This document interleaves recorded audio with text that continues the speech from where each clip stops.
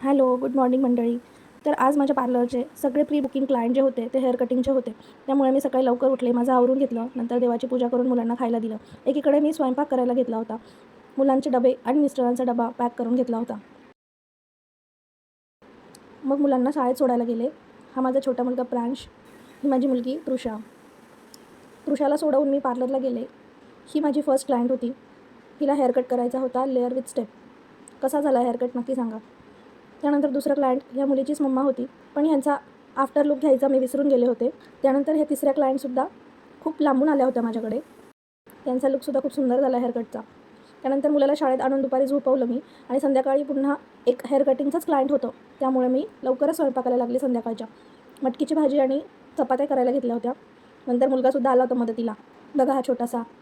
हे माझं संध्याकाळचं क्लायंट होतं. ह्यांचासुद्धा हेअरकट करून घेतला. असा होता माझा आजचा पूर्ण दिवस. हा मिनी ब्लॉग कसा वाटला कमेंटमध्ये नक्की सांगा. फॉलो करा आणि शेअर करा. बाय.